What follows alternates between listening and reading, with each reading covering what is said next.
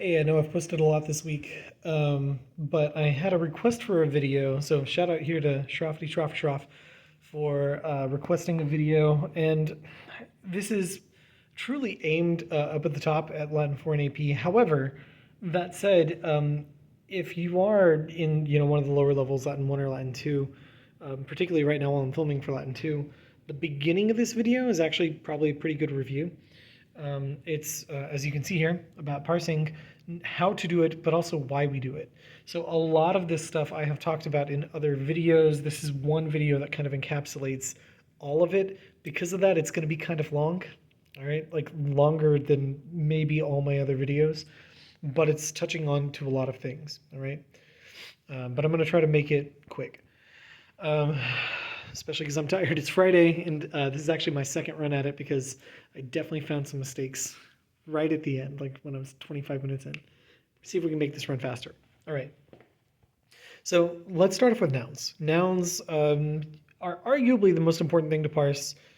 Arguably, I actually think verbs are more important, but certainly we start with nouns because if you can't parse your nouns, you're not ever really going to be able to interpret your sentence, especially because of this top thing, case. When you parse nouns, you're looking for case, number, and gender. And there are reasons for doing this, right? It's not because I think it's funny or because I want to make your life harder or because questions or tests have to have a certain number of questions or anything like that. It's not arbitrary. These things have meaning, right? When I ask you to parse things, I'm literally just asking you to identify the aspects of the word that can change. And it's because there is meaning held in that change. If there weren't meaning held in it, it wouldn't exist. I mean, for instance, adverbs. Adverbs don't change. And it's because there's no meaning we're trying to get out of an adverb by changing it. So we don't do it. We don't change it, and we don't parse adverbs. They don't have that. But nouns have endings that change, and they have endings that change to indicate case, number, and gender. I know with nouns they don't really change their gender, but don't worry about that. They definitely change their case and number, though. So look at these two sentences as an example, right? On top we have Luke likes his sister. And that may seem pretty obvious. You see the word Luke, you see the word sister, you see the word likes. Of course it means Luke likes his sister. But remember that in Latin, word order is not fixed. And if you're not parsing and looking to see that this is a nominative ending and that this one is an accusative ending, you could theoretically misinterpret this as, the sister loves Luke. It would be very easy to do because there's nothing magical about this particular word order. And even this word order is not the way we say it in English, because in English we put the verb in the middle. But in Latin, it often goes at the end. So I know this says Luke loves his sister, not because of the order or any prior context. I know that because I have a nominative and I have an accusative. Nominative means subject, accusative means object, right? I know this sentence is very simple, but this is very much intended not to show you the weirdest parsing, but the reason why we do it, right? And if you look down at the sentence below, it's a very similar sentence. It's set up in the same way, or at least so it would seem. But if you do look closely at soror, it's not the same case as sororem. So this sentence down here doesn't say anything about anybody loving their sister. Instead, what it says is that the sister loves almonds. I thought about making it the sister loves Luke, but come on, she loves almonds, really? And I know that, again, not because of the word placement, but because this one's nominative, and now my accusative is in front. OS is an accusative ending, and because I know that, I know it's the object. It's the thing that she likes, okay? So that's why we do that, because it is totally possible to misinterpret it, even in a simple sentence, and certainly in a more complicated one. Now, the other thing that we then kind of parse kind of right out of the bat, especially in Latin 1, is adjectives. And there's, no mistaking here that adjectives have literally the exact same things as nouns: case, number, and gender. And again, it's because those are the things that can change specifically to agree with nouns. That's why we do this. Because if you're not looking at the case, number, and gender of your adjective, you may not know what noun it goes with. Sometimes it's really obvious what noun it goes with. Sometimes it's not that obvious. So we parse them so that we can be sure, right? Check out these two examples down here, right? Again, simple sentences, there are 5 words in each sentence. There are actually the exact same 5 words in each sentence in the same order, but the sentences aren't identical and they don't mean the same thing. The one on top says, sad Luke is watching his happy sister. All right?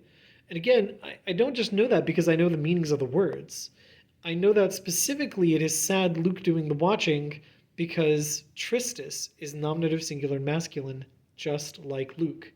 And seeing gender changes here is important for adjectives because while the gender of a noun might not change, the gender of an adjective very much will to match the noun it needs to go with. And I know with a third declension adjective like Tristis, the gender may not be obvious right away. But in this sentence, there's no other nominative singular, so it must be masculine. It must be going with Luke. Whereas Laitam very obviously is feminine and accusative and singular, so it must describe Leia. In my sentence down here, it still says Luke is watching Leia, but Tristem is now accusative and singular. Laitus is now masculine and nominative, right? So now, even though it's the exact same word order, it now says happy Luke is watching his sad sister. Now this may seem unlikely, especially since like the adjectives are not in the order of the nouns they go with. And in truth, when you're reading prose, they're probably not going to write the sentence in this order, but they could. And in poetry, they do stuff like this all the time. They mix up the word order for dramatic or rhetorical effect on a regular basis. And if you don't parse your adjectives correctly, you might, assume that this sentence down here, in fact, actually means what this one up here does. It's just not the case. Now, my favorite thing to parse, not because I love parsing, but because I think it's the most important thing to do, is actually verbs. The verb contains the most information of any word in your sentence. And I say that because, it has a semantic meaning, right? Like it means to do something. But it also has 5 things to parse. 5 of them, person, number, tense, voice, and mood. All of these things carry meaning. Every single one. Let me give you an example, right? And I do talk about this in the verb video. So if you're, early on in Latin, you're just starting and you don't know what any of these words mean, you might just want to go back and watch my verb video for a better grasp of that. But if you're just trying to get some review, then check this out, right? I actually wrote this sentence down a bunch of times. But yeah, if you look at the sentence, it says Luke is watching his sister playing with almonds. All right, and I went ahead and parsed my nouns in here just for the sake of, having that stuff filled out. But the word I want to focus on is definitely the verb, is watching. I know it means he is watching because it is third person, singular, present, active, and indicative. That might seem like a lot of analysis for a verb that just means is watching. It's a very simple sentence. Do I really need to go through and analyze all those steps? I mean, maybe not. But, here's the thing. There are a lot of very subtle changes I can make to this word, and it will no longer mean he is watching, where my he tells me that it's third person and singular. My is watching is the fact that it's present, as in happening now. Active, that he is the one doing it, not something happening to him, and indicative, just that it's a description of what's happening. Again, it's a lot of analysis. Do I really need all that? Well, I don't know. Let's look at the sentence right below it. In the sentence right below it, it's the same words, but you'll notice there's a couple of changes. Luca is different, right? It's in a different case. But more importantly, instead of spectot, I now have specto. And that's going to be really important because specto is not a third person verb, right? When you look at the case Lucae, it's genitive, and that means I have no nominative in here. And that means that I don't know what my subject is unless I can derive it from my verb. And knowing that my verb is first person is enough to tell me that the subject is I. When you're actually reading, they might put the word I in there, but oftentimes the Romans don't. And so in a sentence like this one, you really need to know that this is a first person verb, so you know that it means I am watching Luke's sister playing with almonds. All right? So, and that's just the difference of me changing my person from third to first. I can change other aspects of the verb. So yeah, in this one, you'll see over here in spectoisti, I've changed the tense, right? I know that isti is a second person perfect ending. And that's going to be important because, again, I didn't use any different words. The words I used up here are the same as the words down here. Luke is even still genitive. But my change here indicates that I'm asking a question, well, because of the indicative, sorry, because of the enclitic. But now it means, did you see Luke's sister playing with almonds? And I wouldn't come to that conclusion. I wouldn't know that we were talking about a thing that had already happened if it weren't for the fact that I used a perfect tense verb and that I can recognize that it's a perfect tense verb. All right? I wouldn't know that we're talking to you if I didn't recognize that it was a second person verb. And now compare that to something like this. When you look at this sentence, again, I've changed a couple of things here, right? Most notably that Lucas is now Lucas again, and there's a comma here. That tells me that it's evocative. But, if I were reading actual ancient text, commas didn't exist. And if that were the case, then this sentence right here would literally be no different from this sentence over here, except for one letter. Spectat is now specta. And that's enough to tell me that this is an imperative verb. I've changed the mood, which is to say I've changed what kind of sentence this is. This is no longer a descriptive sentence. Now it's a command.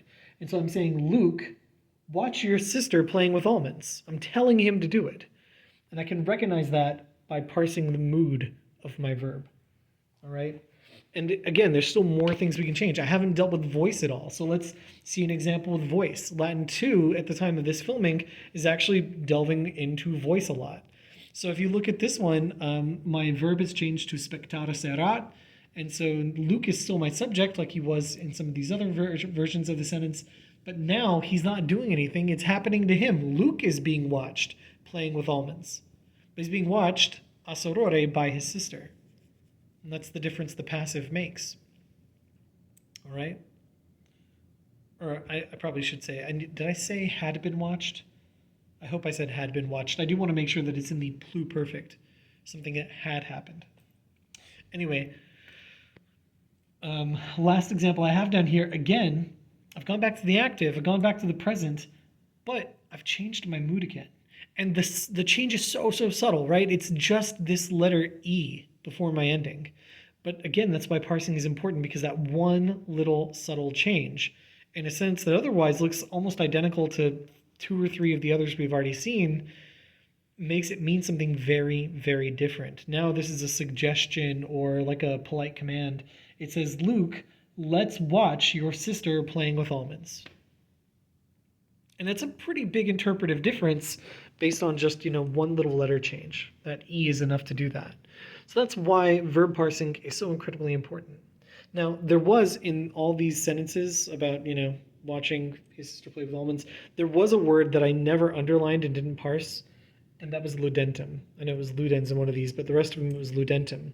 And the reason I didn't do that was because I wasn't ready to talk about it yet. It's a participle. Something else that at the time of this filming, Latin 2 is just now getting into. But, for anybody trying to get review, for your 3s, 4s, APs, I know I don't have any 3s right now, but at some point I will. We also have to deal with participles. For that matter, if you are in level 2, but you're just watching this a little while after I filmed it, we may have gotten to this topic by then. Participles. I actually have already filmed a participle video, not a complete one, but a partial one. And I've already talked in there about how participles are verbal adjectives, and that affects how we parse them. Because it is a verbal adjective, it has to parse with all the adjective stuff in it. So case, number, and gender have come back because this is fundamentally an adjective. But it also can change its tense and voice. Again, we're just worried about the things that change here. I know I usually do make people also tell me that it's a participle. That's not something that changes. I just like making people do it. Honestly, I should probably make people do that with verbs and nouns and adjectives and junk. But the stuff that changes are the verbal things it has, tense and voice, and the adjective things it has, case, number, and gender. All right? So if you want to see an example, here's one down here. It says, I do not like that man. Hey, got a pronoun example. I do not like that man burning my pizza. All right? And the reason I know it's that I don't like that man burning my pizza is because ardentum, my participle, is accusative singular and masculine. So it has an adjectival relationship with illum, which is accusative singular and masculine. And I know that it's present and active. And what that means is that I don't like the guy who's doing this thing right now while I'm watching him do it. The tense of your participle is not a tense of when the thing happens, it's when it happens in relation to the main verb. If my main verb changed, the way you parse it might change, or the way you translate it might change a little bit too. Maybe. That's going to be more important for something else, but we'll get to that in a minute. And I know some of you are going to say, yeah, but that em, how do you know that's masculine and not a feminine, right? How do I know that burning is describing the man and not the pizza? Well, it's because burning is an active thing that he is doing to the pizza. And it's not really plausible that the pizza would be burning itself, right? This is a thing that he is doing to the pizza. So clearly, context tells us that pizza here is actually my direct object of my participle. And that's as compared to illum, which is the direct object of me not liking him. But that's not the only kind of participle we have. We can definitely change the tense and voice of that participle to express a different kind of idea. Like here, where it says, I do not like that pizza having been burnt, or I could just say that burnt pizza. I don't like that burnt pizza. And by using a perfect passive participle, you'll see that I've actually changed some other things here too. Illum is now illam, it's feminine, so it actually also has an adjectival relationship to pizza, that pizza. But I'm also describing something that has already happened to the pizza. It's passive, so it did happen to the pizza, and it's perfect, it's already happened. That's why I say having been burnt, or again, just burnt. I don't like that burnt pizza, all right? But I can also use a future participle. We don't have those in English. So if you are in Latin 2 and you're watching this pretty close to when I uploaded, well, don't worry about that yet. You might want to stop watching at this point, honestly. But, if you want to get a glimpse of the future, or if you are, seeing this later on, and we have talked about it, don't forget that you can have a future active participle. And the reason why it would be future inactive is because it refers to things that haven't happened yet, again, in relation to the main verb. I stuck with the present tense main verb, so it really hasn't happened yet. But even if I were using a past tense verb, you could still have a future participle as long as it hadn't happened when the verb was happening. So here we have gone back to the prior example, I do not like that guy about to burn my pizza. This is expressing my dislike for him, not while he's burning my pizza, not after he's burnt my pizza, but before he has burnt my pizza. But when I know he's going to, right? Sorry if my camera angle's a little twisted, but I have a lot of stuff on this board and a lot of angles to move around to. There is, for those of you guys who have gotten this far in Latin and need a refresher, a future passive participle as well. We also call it the gerundive. I'm not going to get into all the nitty-gritties of the gerundive, just talking about parsing here. But I changed up my sentence a little bit more to use one. But, I can make it future and passive, which is now, for the purposes of a participle, expressing something that should happen to a pizza, or because I put a non in here, something that shouldn't happen to a pizza, which is that guy shouldn't burn my pizza, right? It's future, hasn't happened yet. It's passive, something happening to the pizza. That's why we parse it that way. I know with gerundives it can be a little hairy because there's more to it than that, but for simple reminders of why we parse things the way we do, there's your example. Now, I have touched on everything except the infinitive. Infinitives do also parse. I actually really like parsing infinitives because they're easy. There's not a lot to them. There's only tense and voice, and again, I know I usually make you tell me that's an infinitive as well. But that doesn't actually change. It's only the tense and voice that might change. And really, you're only going to be seeing these tense and voice changes for the purposes of indirect statements. It's just not going to come up much otherwise. The vast majority of infinitives are all present and active. That's why in Latin 1, when we start learning infinitives, we don't talk about how to parse them.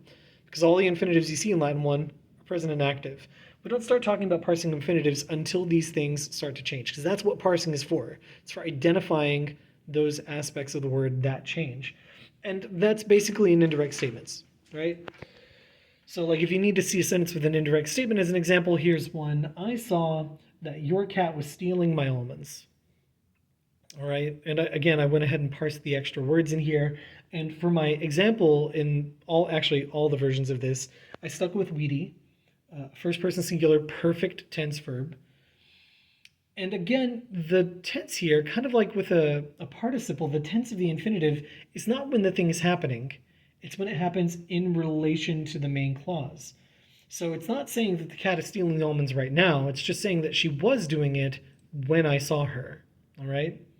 And I saw that because it's active, I saw that she was doing it. Right? It's as simple as that. As opposed to this sentence, still present infinitive, but down here it says, I saw that your cat, or sorry, I saw that my almonds were being stolen by your cat. Basically the same thing. I just flipped it around, made it passive. Probably the more interesting change to examine, though, is what happens when you change the tense of the infinitive. So I saw that your cat had stolen my almonds.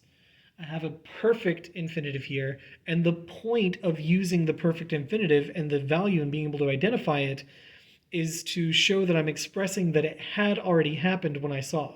I didn't see her while she was doing it. I saw her after she had done it. All right? Or, again, you can change it to a future as well. I saw that your cat was about to steal my almonds. And if you think you can't see a cat about to do something, you are wrong. They get that look on their face, they get that butt wiggle. You definitely know when they're about to do it. So, in any case, I know that's a lot, but that's also a lot designed for people who have seen all of those things at some point and need that crash course refresher on it. So instead of having to go back and watch a whole bunch of different videos, you can get it kind of all at once. Malika, you're welcome. To anybody else who wanted that, I hope it was useful. And it's Friday. I'm tired, and I'm like an hour into trying to make this video right. I think I got there. All right. I'm going to go. I will see you guys next week, or, whenever it is I see you, or never if you're a stranger on the internet. Welcome, stranger on the internet. Bye.